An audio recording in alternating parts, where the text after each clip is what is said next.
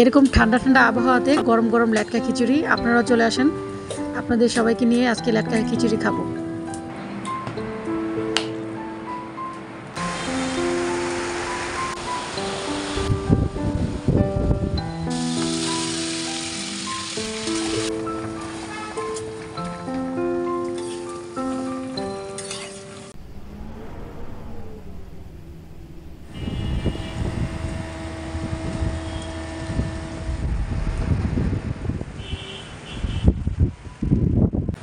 Hello everyone, আসসালামু আলাইকুম।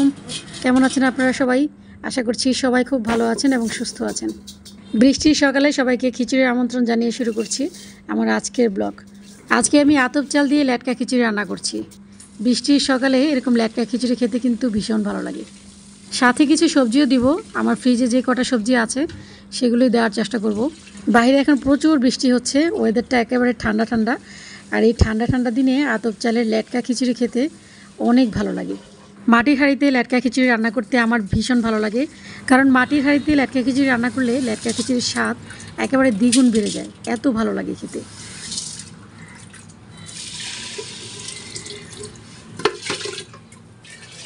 পানিটা একদম ভরে দিব না, যেহেতু সবজি দিব তখন কিন্তু পানিটা উপরে চলে আসবে। দিয়ে দিচ্ছি স্বাদ মতো লবণ। চুলার জালটা একেবারে অল্প রেখে তারপর আমি এখন সবজিগুলো কেটে নিব।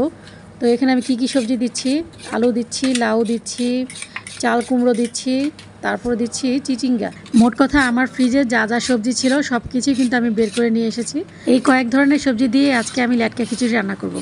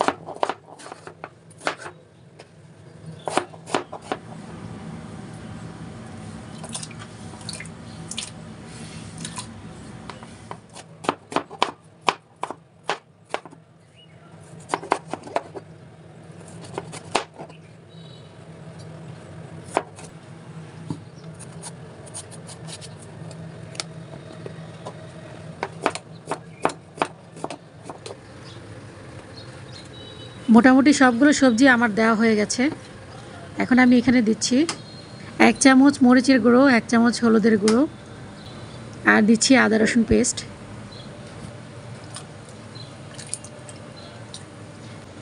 এখন দিয়ে দিচ্ছি 2টা পেঁয়াজ কুচি।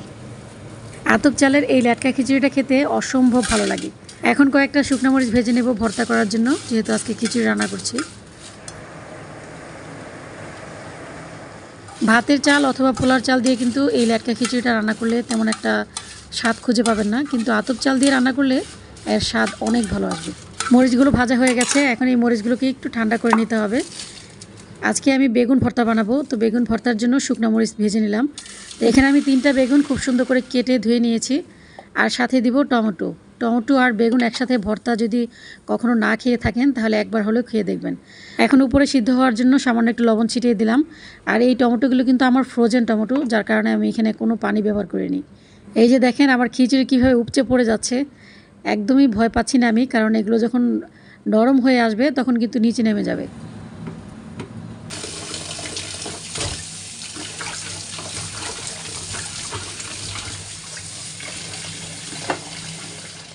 খিচুড়ির সাথে আজকে আমি বেগুন ভাজাও খাবো। তো এখানে আমি একটা বেগুনকে 2টা ফালি করে খুব সুন্দর করে চির করে নিব। হাতের কাছে মোটা বেগুন না থাকলে এরকম চিকন বেগুন দিয়েও কিন্তু খুব সুন্দর বেগুন ভাজা করা যায়। তো এই যে দেখেন মাঝখান দিয়ে আমি এইভাবে কেটে নিচ্ছি, একদম চিরচির করে নেব। অনেকে আছেন চিকন বেগুনকে দুটা ফালি করে তারপর ভেজে নেন। আসলে আমি মনে করি এইভাবে যদি চিরচির করে নেওয়া যায় একদম ফুলের মতো করে, তাহলে কিন্তু এই বেগুনগুলো ভাজতে খুব সুবিধা হয়, তাড়াতাড়ি সিদ্ধ হয়ে যায়, আবার খেতেও কিন্তু একদম মুচমুচে হয়, খুব ভালো লাগে খেতে। এই যে দেখেন খুব সুন্দর দেখাচ্ছে না বলেন, একদম ফুলের মতো দেখাচ্ছে।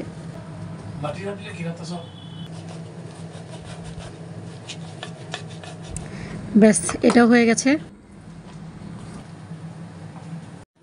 সবগুলো বেগুন আমার মোটামুটি ফালি করা হয়ে গেছে। এখন এই বেগুনগুলোকে আমি মশলা দিয়ে খুব সুন্দর করে মাখিয়ে নেব। তো মশলাগুলো কিন্তু আমি একটু আলাদা করেই মাখবো। তো এখানে আমি 1 চামচ হলুদের গুঁড়ো, 1 চামচ মরিচের গুঁড়ো, 1 চামচ গরম মশলার গুঁড়ো, আদা রসুন বাটা আর মশলাটা মাখানোর জন্য সামান্য একটু পানি দিয়ে দিলাম। এখন একটা একটা করে সবগুলোতে খুব সুন্দরভাবে মাখিয়ে নেব।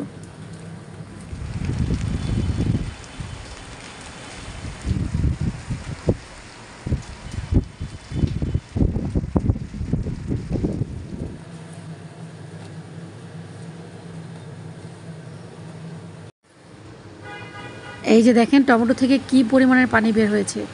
ফ্রোজেন করা টমেটো দিয়ে যখন আমি ভর্তা খেতে চাই তখন সিদ্ধ করার সময় একদমই পানি ব্যবহার করি না। আর টমেটো ফ্রিজ থেকে বের করার সাথে সাথেই কিন্তু সামান্য একটু ধুয়ে তারপর আমি সিদ্ধ বসিয়ে দিয়েছি। টমেটোর গায়ে যে বরফগুলো থাকে সেই বরফের পানি দিয়েই কিন্তু টমেটোটা খুব সুন্দরভাবে সিদ্ধ হয়। আর এইভাবেই কিন্তু ফ্রোজেন টমেটো দিয়ে খুব সুন্দর করে টমেটো ভর্তা বানিয়ে খাওয়া যায়। মনে হচ্ছে না যে খিচুড়িটা উপচে পড়ে যাচ্ছে? আসলে একদমই পড়বে না, কারণ এটা যখন আস্তে আস্তে সিদ্ধ হবে তখন এমনিতেই একদম নরম হয়ে নিচের দিকে নেমে যাবে। তো সেজন্য আমি একটু ভালো করে নেড়ে চেড়ে দিচ্ছি। মাটির হাঁড়িতে আপনি যা কিছুই রান্না করেন না কেন সেটাই কিন্তু ফুলে একদম উপরে উঠে যায়, পরে আস্তে আস্তে নিচে নেমে যায় অবশ্য। এখন আমি খিচুড়িটা বাগার দিব, আর এই বাগারেই কিন্তু খিচুড়ির স্বাদটা বাড়িয়ে দিবে। আমি এখন ঠিক যেভাবে ল্যাটকা খিচুড়ি রান্না করছি এইভাবে ল্যাটকা খিচুড়ি রান্না করে একবার খেয়ে দেখবেন, অনেক ভালো লাগে। কিন্তু এই ল্যাটকা খিচুড়িটা আমার ভীষণ পছন্দের, শুধু আমার না, আমাদের পরিবারের সবারই এই ল্যাটকা খিচুড়িটা খুব পছন্দের। এই ল্যাটকা খিচুড়িটা একদম লাইট মশলা দিয়ে রান্না করার চেষ্টা করবেন, দেখবেন খুবই ভালো লাগবে খেতে। হাতের কাছে যদি টমেটো থাকে তাহলে অবশ্যই টমেটো দেওয়ার চেষ্টা করবেন, আর আদার চেয়ে রসুনের পরিমাণটা একটু বেশি দিয়ে ল্যাটকা খিচুড়ি রান্না করে খেয়ে দেখবেন, ভীষণ ভালো লাগবে খেতে।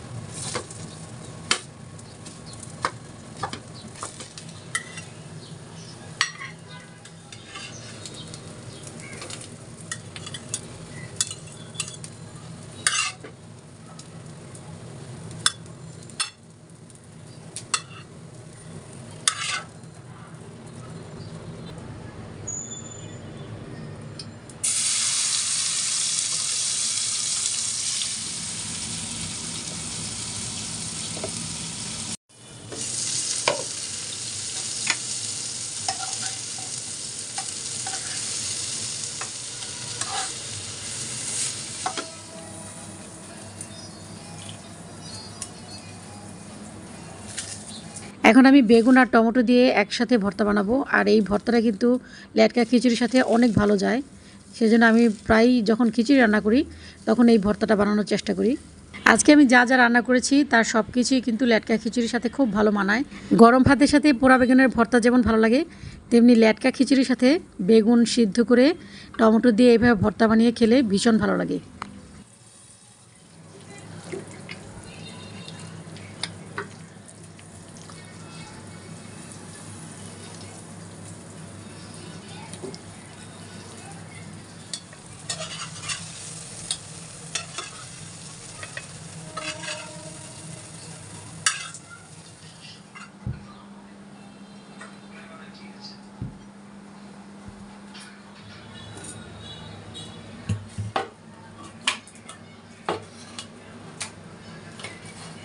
এরকম ঠান্ডা ঠান্ডা আবহাওয়াতে গরম গরম লেটকা খিচুড়ি, আপনারাও চলে আসেন, আপনাদের সবাইকে নিয়ে আজকে লেটকা খিচুড়ি খাবো।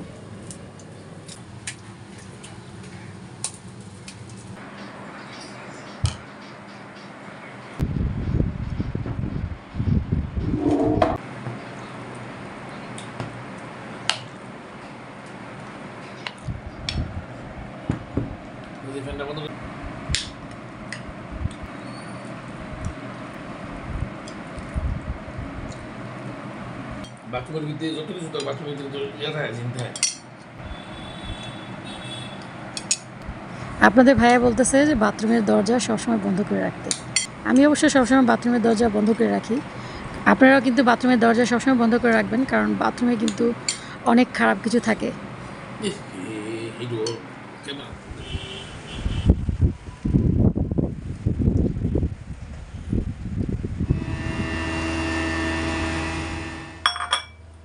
সকালে তো একদম জমিয়ে কবজি ডুবিয়ে লেটকা খিচুড়ি খেলাম। এবার তো দুপুরে রান্নাটা করতে হবে, তাই না? তো দুপুরে আজকে আমি রান্না করছি, ডালের বড়া করব। ডাল ভিজিয়ে নিয়েছি। এখানে কয়েকটা বড় বড় চিংড়ি কেটে ধুয়ে নিয়েছি, লতি দিয়ে রান্না করব। আপনারা তো সবাই জানেন যে লতির সাথে চিংড়ি মাছ খুব ভালো মানায়। আর এখানে আমি নিয়েছি শোল মাছ। এখানে বড় একটা শোল মাছ আমি কেটে ধুয়ে নিয়েছি।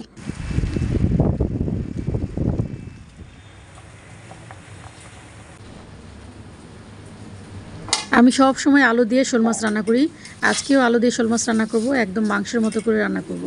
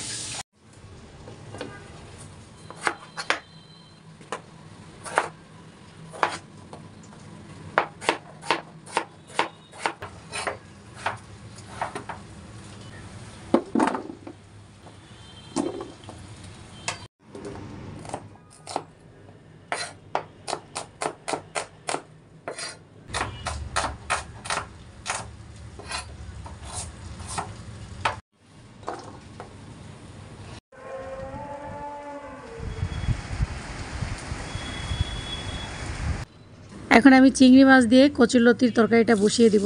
কয়েকটা পেঁয়াজ কুচি দিয়ে দিলাম, আর সাথে দিয়ে দিলাম কয়েকটা কাঁচামরিচ, আর সামান্য একটু লবণ দিয়ে পেঁয়াজটাকে আমি একটু ভেজে নেব তেলের সাথে।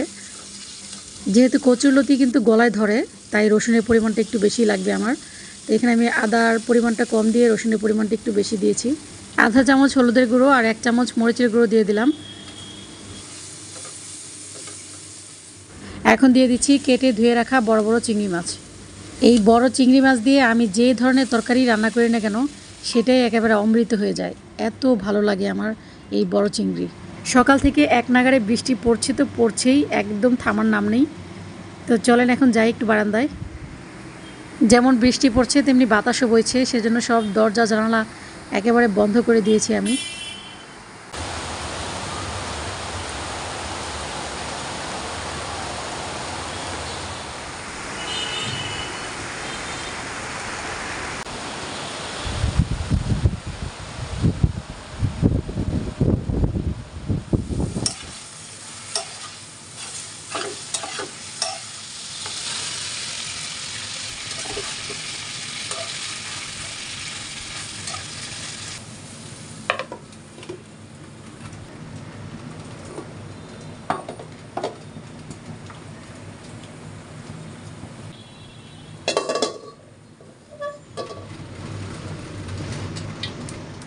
শোল মাছ অনেকভাবেই রান্না করা যায়, অনেক তরকারি দিয়ে খুব সুন্দর করে রান্না করা যায় শুকনো শুকনো করে।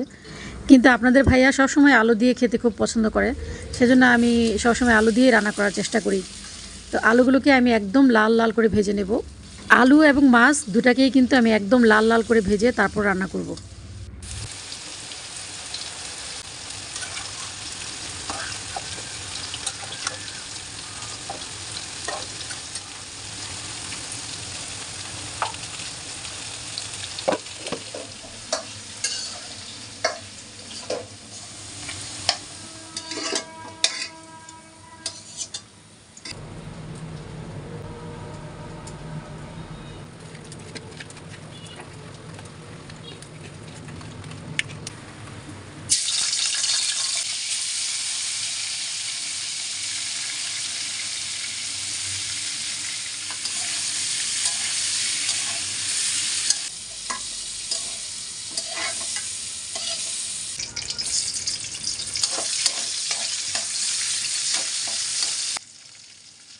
আমি যেভাবে গরু মাংস অথবা মুরগির মাংস রান্না করি ঠিক সেইভাবেই কিন্তু আমি শোল মাছটা রান্না করার চেষ্টা করি সবসময়, কারণ আপনাদের ভাইয়া এইভাবে রান্নাটা খুব বেশি পছন্দ করে।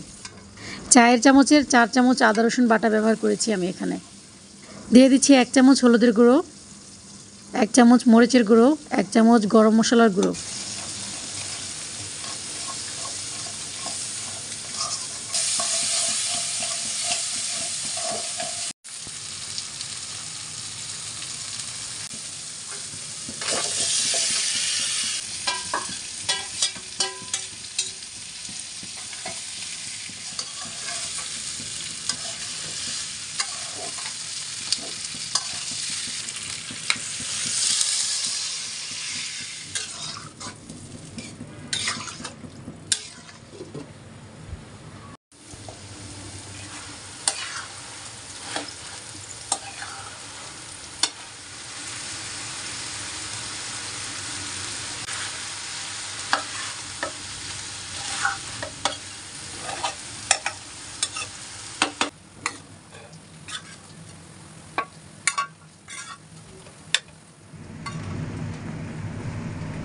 ব্যাস হয়ে গেছে আমার লতি দিয়ে চিংড়ি মাছ রান্না।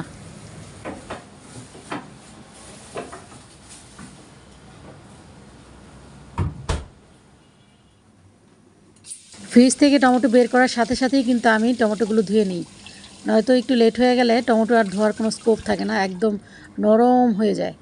ফ্রোজেন টমেটো যদি আপনি ব্যবহার না করতে পারেন তাহলে কিন্তু ফ্রোজেন করে কোনো লাভ নাই। টমেটোগুলো খুব বেশি নরম হয়ে যাওয়ার আগেই কিন্তু বরফ থাকতে থাকতে আমি কেটে নিচ্ছি, আর এইভাবে কিন্তু অনেক সুবিধা হয়।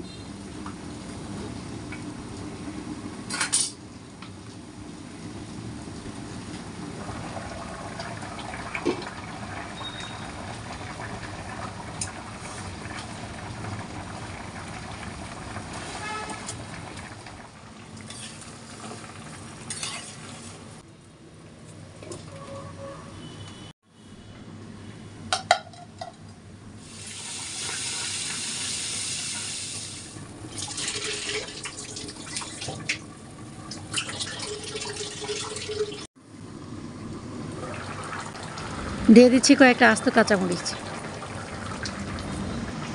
দিয়ে দিচ্ছি স্বাদ মতো লবণ।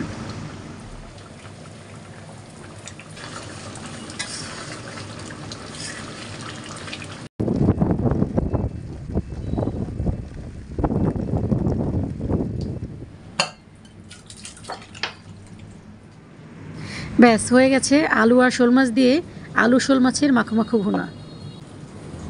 একদম কোনো রকম পানি ছাড়া ডালগুলোকে এখন ব্লেন্ড করব।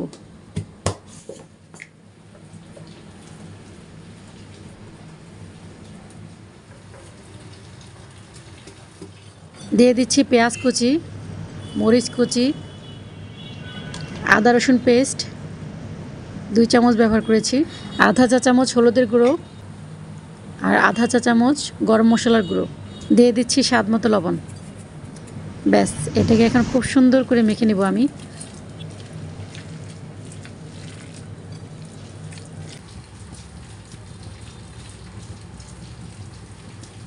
বৃষ্টির দিনে কিন্তু ভাজা পোড়া খাবারগুলোই খেতে ভীষণ ইচ্ছা করে, তাই না? এক নাগাড়ে বৃষ্টি পড়েই যাচ্ছে তো পড়েই যাচ্ছে। আর এই যে দেখেন আমার ছেলে কলেজ থেকে আসার সময় একদম কাক ভেজা হয়ে বাসায় এসেছে, সাথে জুতাগুলোও ভিজিয়ে নিয়ে এসেছে। সেজন্য জুতাগুলো আমি চুলার পাশেই রেখে দিয়েছি, কারণ আগামী 1 সপ্তাহেও আর রোদের দেখা মিলবে কিনা সন্দেহ আছে। ঈদের দিনও তো একেবারে ঘনিয়ে এসেছে, সামনের সপ্তাহে কুরবানি ঈদ। তো আমার মনে হচ্ছে যে ঈদ পর্যন্ত এই বৃষ্টিটা থাকবে। তবে যাই হোক, বৃষ্টি হচ্ছে আল্লাহর রহমত, আল্লাহর রহমতের উপর কোনো কথা নেই। আপনাদের সবাইকে অগ্রিম কুরবানি ঈদের শুভেচ্ছা জানাচ্ছি। সবার ঈদ ভালো কাটুক, সুস্থ সুন্দর কাটুক। আমার আজকের ভিডিওটি যদি আপনাদের ভালো লেগে থাকে তাহলে প্লিজ একটা লাইক করে দিবেন এবং কমেন্ট করে জানিয়ে দিবেন আপনাদের কাছে কেমন লেগেছে। আজ এই পর্যন্তই, ফিরে আসবো নতুন আরেকটি ব্লগ নিয়ে। সেই পর্যন্ত সবাই ভালো থাকবেন, সুস্থ থাকবেন, আমাদের সবার জন্য দোয়া করবেন। আল্লাহ হাফিজ, আসসালামু আলাইকুম।